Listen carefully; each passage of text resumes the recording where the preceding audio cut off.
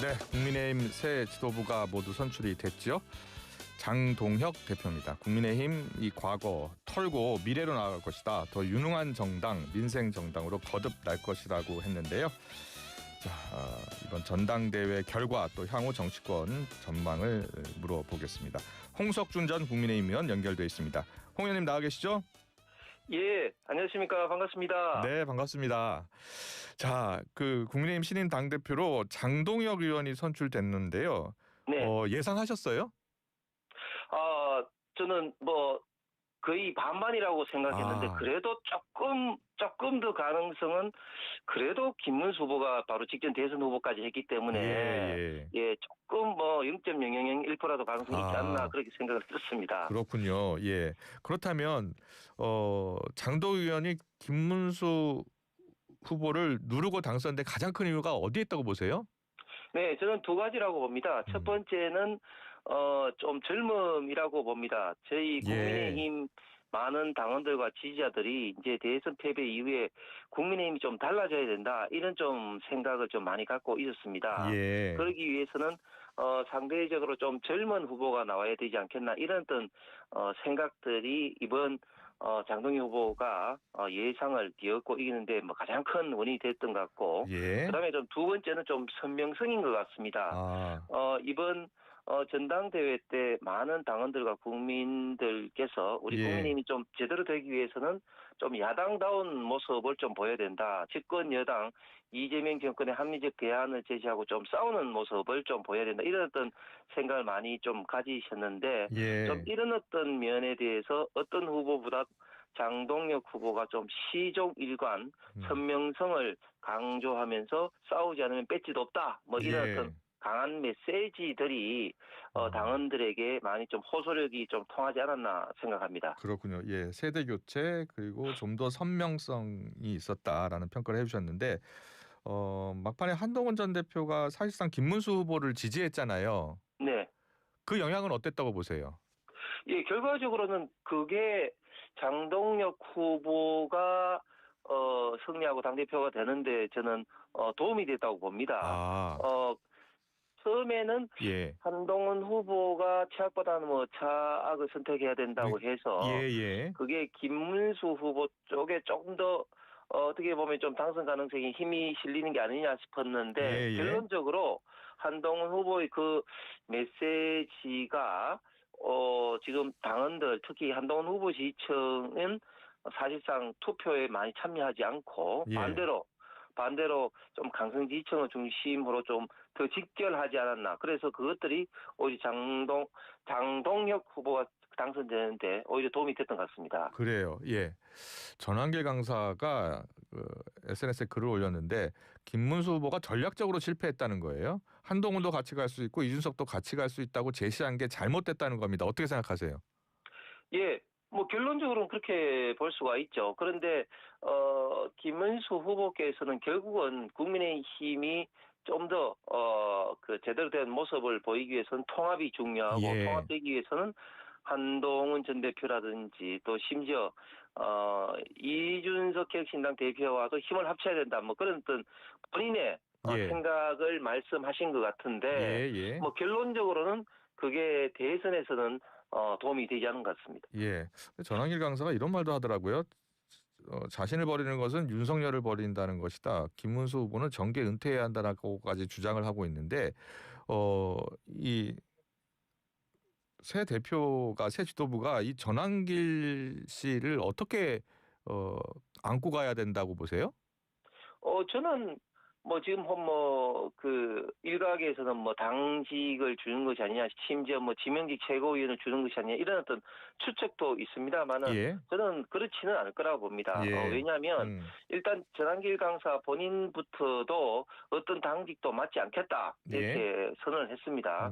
그다음에 또 두 번째 전환길 강사의 진정한 가치는 당 외곽에서 강한 목소리를 낼 때 가치가 있는 것이지 어떤 사람도 당내에 들어오게 되면 사실상 본인의 생각을 강하게 내기에는 여러 가지 구조상 좀 어려움이 있거든요. 그렇기 때문에 전환길 강사가 당내 어떤 당직을 맡지는 않을 거라고 봅니다. 그래요. 예.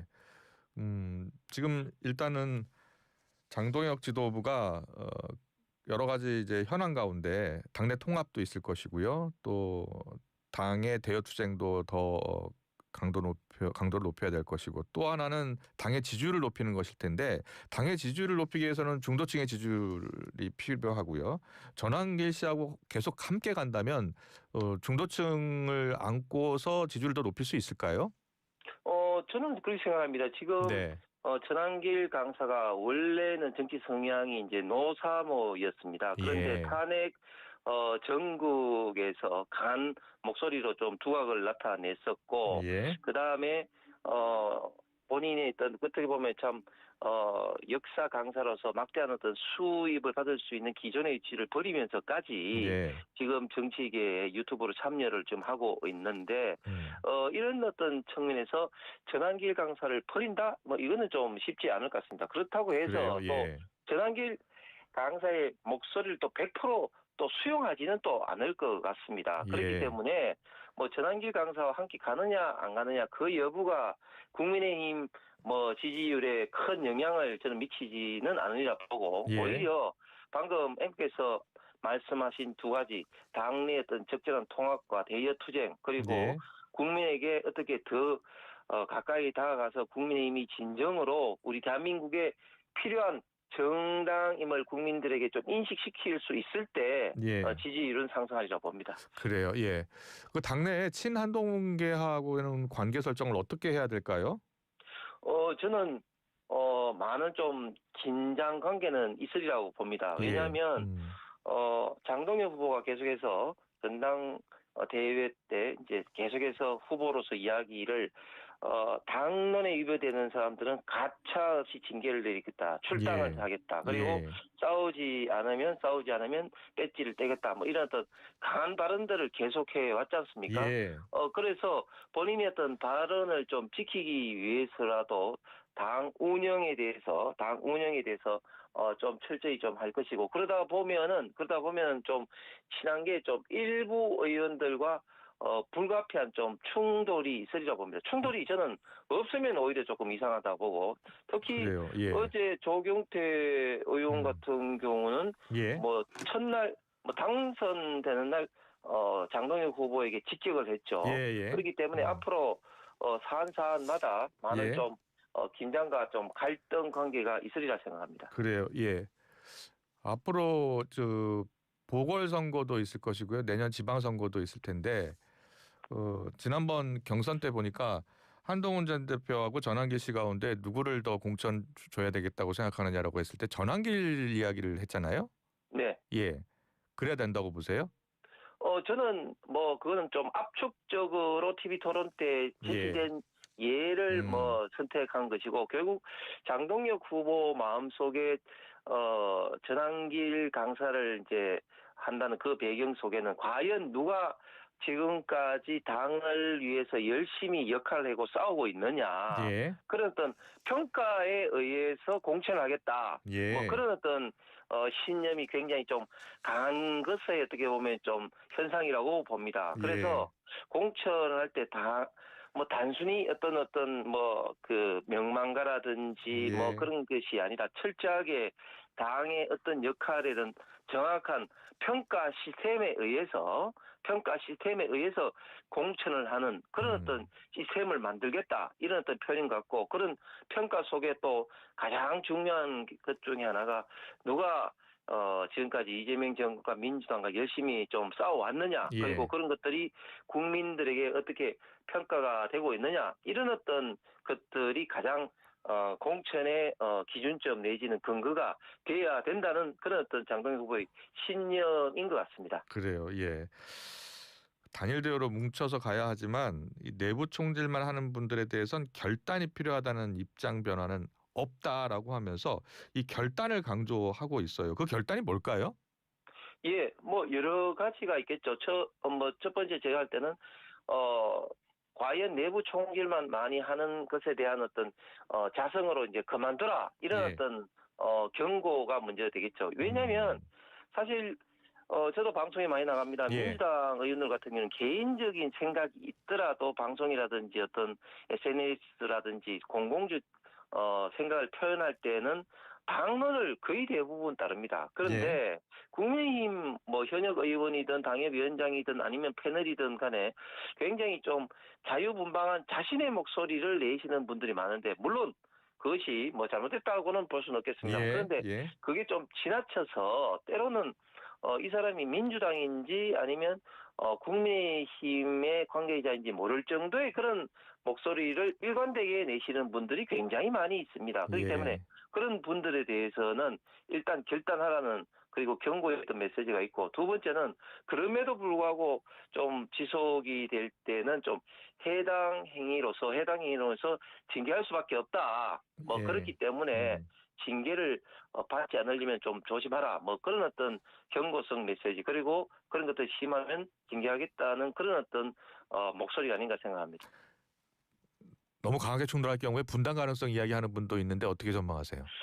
저는 언론에서 그렇게 뭐 보시는 분들도 일부 있던데 그럴 가능성은 거의 없다고 생각을 합니다. 예. 왜냐하면 일단 지금까지 잘 아신 것처럼 우리 대한민국 정치 역사상 3당의 성공 가능성이 거의 없죠. 예. 지금 현재 개혁신당도 이준석이란 확실한 구심점이 있음에도 불구하고 그렇게 성공적이지 못하고 있지 않습니까? 그렇기 예. 때문에 개혁신당이 만들어진다 할지라도 사실 여기에 추종해서 탈당할 사람들이 거의 없다. 두 번째는 현실적으로 현재 어떤 제도상으로 신당을 만들기 위해서는 많은 자금과 조직이 필요한데 예. 과연 이런 현실적인 좀 어려움을 딛고 예. 신당을 만들 사람이 누가 있겠느냐 이런 측면에 봤을 때는 예. 분당의 가능성은 극히 희박하다고 봅니다. 예. 그리고 장동혁 신임당 대표가 당선하고 나서 여러 언론과의 인터뷰에서 모든 것을 봐줘서 이재명 정권을 끌어내릴 것이다라고 이렇게 표현하면서 강력한 대여 투쟁을 지금 예고하고 나섰거든요. 그러면서 네. 중단된 5개 재판 반드시 계속돼야 한다는 입장인 거예요. 네. 강력한 대여 투쟁 어떻게 전망하세요? 예, 장동혁 후보가 판사 출신이기 때문에 특히 지금 중단된 5개 재판을 강조했고 또 그걸 통해서 이재명 정권을 끌어내리겠다는 강한 메시지를 이야기를 한 것 같습니다. 사실 지금 대한민국에 있어서 여러 가지 위기 상황이 있는데 그 중에서도 사실 저는 법치주의 입장에서 굉장히 좀 염려스럽습니다. 법 앞에 누구나 평등을 해야 되고 그리고 지금 대한민국 헌법에 있어서는 분명히 현직 대통령 시절에 이러한 어떤 그 형사적인 어떤 문제는 재임 중에 물론 면책이 되지만 그 이전에는 재판이 지속돼야 된다는 게 헌법 밖에 다수 있는데 지금 우리 그 대한민국 지금 법원 사법부는 너무 이재명 대통령과 관련된 재판은 너무 좀 겁을 먹고 지금 일방적으로 지금 재판을 중단 연기를 하고 있습니다. 대표적으로 대법원에서 파기환송된 공직선거법만 하더라도 이미 파기환송이 돼서 양형만 결정되면 되는 것인데 이것을 서울고법에서 무기 연기를 한 것을 필두로 해서 나머지 재판들도 줄줄이 지금 이제 연기를 하고 있는데 이런 점들은 정말 우리 대한민국의 법치주의의 기본 원리가 파괴되는 대단한 큰 문제가 있다고 봅니다. 이런 어떤 문제에 대해서 계속 야당으로서 국민들에게 호소하고 재판이 진행될 수 있도록 하겠다. 그리고 이런 어떤 것을 위해서 총력을 기울이겠다. 이런 어떤 것이 지금 장동혁 당 대표의 일성인 것 같고 이런 측면에 대해서는 저는 많은 국민들도 호응하리라 봅니다. 왜냐하면 지난번 갤럽회의에서도 이재명 당시 이제 후보가 대통령이 되더라도 대통령 관련된 재판은 계속돼야 된다. 이런 것들이 국민의 다수의 생각이라고 생각을 합니다. 예. 계속해서 특검 이슈를 좀 물어보겠습니다. 오늘 김건희 특검팀이 권성동 의원 정치자금법 위반 혐의로 소환 조사한다고 했잖아요. 네. 예, 특검의 이 칼끝이 이제 국민의힘을 향하고 있다는 분석입니다. 어떻게 전망하세요? 예, 이미 3대 특검은 국민의힘 의원들을 대상으로 압수수색과 소환 조사를 굉장히 많이 해오고 있죠. 예. 그래서 지금 권성동 의원에게도 소환을 통보를 했고 권성동 예. 의원은 당당히 응하겠다. 음. 뭐 민주당 과거 돈봉투 사건들과는 달리 국민의힘 의원들은 당당히 응하겠다. 이런 것들이 지금 현재 권성동 의원 개인은 물론이고 국민의힘 전체 의원들의 생각인데 지금 우려스러운 것은 물론 뭐 수사는 해야 되겠지만 지금 특검이 너무 지금 언론 플레이를 많이 하고 있는 것 같습니다. 계속적으로 브리핑을 통해서 언론 플레이를 하고 있고 심지어 또 특정 언론사는 뭐 단독으로 해서 취재 경쟁으로 뭐 이렇게 여러 가지 나오고 있는데 여기에 대해서 지금 많은 어떤 그 국민의힘 의원들 특히 권성동 의원도 강하게 지금 이제 반박을 하고 있는데 저는 예를 들면 권성동 의원의 혐의 중에 뭐 통일교 뭐 신자들이 당원으로 뭐 왔고 이게가 이제 전성배 건진법사가 관련돼 있다 뭐 이런 어떤 것도 있지 않습니까? 예. 그런데 상식적으로 저는 그런 것들이 맞지 않은 게 2023년도 당 대표 선거 시절이라고 특검은 이야기를 하고 있는데 예. 그때 권성동 의원은 출마를 생각하다가 포기를 했습니다.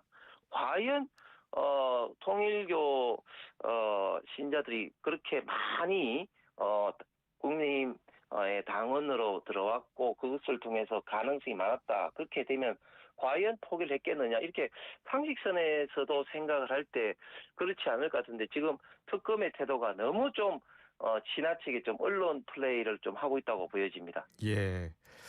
오늘 한덕수 전 총리 구속영장 실질심사도 있잖아요. 네. 예. 한덕수 전 총리 구속영장 심사 어떻게 나올 것으로 예상하시고 이어서 추경호 전 원내대표 특검 수사도 급무사를 탈 것이라는 전망인데 어떻게 보세요? 예. 저는 결국은 뭐 칼 끝은 한덕수 전 총리 그리고 추경호 전 원내대표에게 예. 향할 거라고 봅니다. 음. 근데 지금 걱정되는 거는 수사에 따른 합리적인 재판부의 좀 판단이 있어야 되는데 지금까지 흘러나오는 것을 보면 너무 특검의 광풍에 우리 사법부도 제대로 된 판단을 지금 못하고 있다고 봅니다. 이번 한덕수 권한 대행에 대한 어떤 구속영장 실질 심사도 사실은 합리적으로 판단을 하면 아직까지는 구속영장을 발부할 만큼 혐의점이 있을까 하는 그런 좀 생각은 드는데 지금까지 흘러나오는 전반적인 어떤 흐름을 보면 특검에서 발부하는 것은 거의 대부분 지금 이제 구속영장을 발부하는 이런 어떤 방향으로 좀 가고 있기 때문에 예. 좀 발부되지 않을까 좀 우려가 됩니다. 예를 들면 당사의 압수수색을 통해서 당원 명부를 하려고 하는 압수수색 영장에도 예. 법원에서 발부를 했지 않습니까? 예. 그런데 상식적으로 건진법사가 통일교 신자들 몇 명 뭐 했는지 청탁 여부에 관련된 그런 것을 뭐 입증하기 위해서 뭐 발부했다고 하는데 사실은 정당의 헌법에서 부여된 자율성이라든지 이런 등등을 봤을 때는 상식적으로 발부를 하지 말았어야 되는데 그런 수색영장까지도 발부되고는 현재 어떤 법원의 좀 행태가 너무 특검의 어떤 광풍에 의해서 움직이지 않나 하는 좀 우려가 있습니다. 네. 전체적으로 지금 특검의 수사 범위, 그 수사 인원 다 지금 확대하는 법안을 준비하고 있잖아요, 여당이요. 그렇습니다. 예. 국민의힘은 어떻게 대응해야 된다고 보세요? 예, 저희들은 사실은 뭐 국회에서는 뭐 의결 정적수에서는 의석수가 밀리기 때문에 예. 참 힘듭니다. 그래서 결국은 국민들에게 호소할 수밖에 없는 입장인데 예. 국민 여러분들께서도 곰곰이 생각해 보시면 지금 민주당과 이재명 정권이 계속해서 거짓말을 하고 있습니다. 예. 먼저 지난 대선 때 이재명 후보가 정권을 잡으면 정치 보복을 할 것이다. 이렇게 계속해서 비판을 하니까 이재명 당시 후보가 어떤 이야기를 했습니까? 내란 수사 말고는 정치 보복 안 한다. 계속해서 이프로처럼 반복을 해왔습니다. 그런데 막상 3대 특검 발의를 하고 지금 이제 수사는 어떻게 됐습니까? 내란은 물론이고 지금 김건희 여사 관련된 열 몇 가지 등등등등 하면서 지금 계속해서 인지되는 그리고 뭐 고소 고발되는 사건들도 지금 무수히 지금 확대 수사를 하고 있습니다.